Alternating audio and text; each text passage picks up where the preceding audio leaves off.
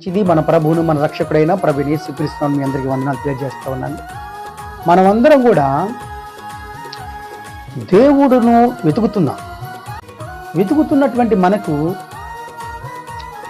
ఆ నిజము ఎవరికి కూడా ప్రత్యక్షం కావటం లేదు.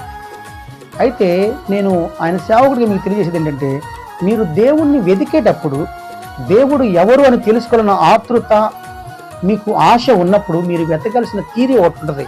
అంటే మీరు ముందుగా పరిశుద్ధతను కలిగి ఉండాలి.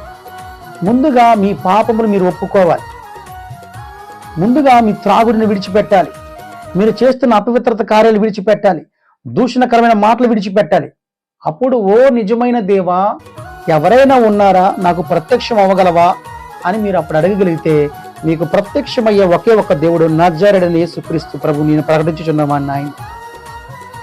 నేను ఆయన్నే ప్రకటిస్తున్నాను. ఆయన ఒక్కడే మీకు ప్రత్యక్షం అవుతాడు. అట్లా వెతకాలి. దేవుణ్ణి మీరు చాలాసార్లు మీ శ్రమల్లో ఇబ్బందులు వెతికారు, అడిగారు, కానీ మీకు ప్రత్యక్షం కాడు. ఎందుకంటే ఈ దేవుణ్ణి వెతకాలంటే పరిశుద్ధత కావాలి. ఈ దేవుణ్ణి వెతకాలంటే మీ దగ్గర సత్యం ఉండాలి. ఈ దేవుని మీకు వెతకాలంటే మీ దగ్గర పవిత్రత ఉండాలి. అవన్నీ ఉండాలి అంటే మీరేం చేయాలంటే యేసుక్రీస్తు ప్రభు నామమును ఒప్పుకుంటేనే ఇవన్నీ వస్తాయి.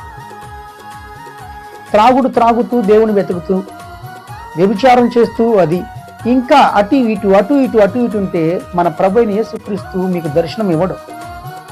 యేసుక్రీస్తు ప్రభు దర్శనం మీకు రావాలి అని అంటే ముందుగా మీ పాపములన్నిటిని కడుగుకోవాలి ఆయన రక్తంలో. అప్పుడు దేవా అని మీరు అడగలిగితే ప్రత్యక్షమవుతాడు.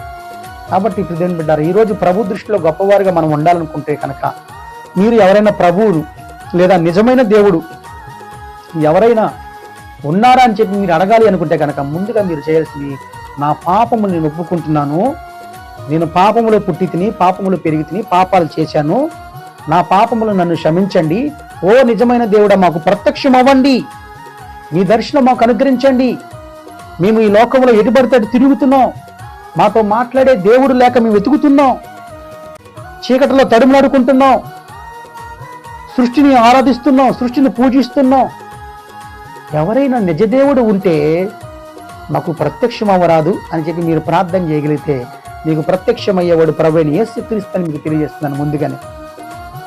ఎందుకంటే నాకు కూడా ఆయనే ప్రత్యక్షమయ్యాడు కనుక. కాబట్టి మీరు దేవుని బిడ్డలు గుర్తుంచుకొని మీరు ప్రభు తట్టు తిరగాలి. ఆయన దర్శనం మీకు కావాలంటే ముందు మీరు అన్ని కూడా మీ పాపమును ఆయన దగ్గర ఒప్పుకుంటే ఆయన దర్శనం మీకు అనుగ్రహించబడుతుందని కూడా నేను ఆయన సేవకుడు తెలియజేస్తున్నాను. God bless you all. షాሎም.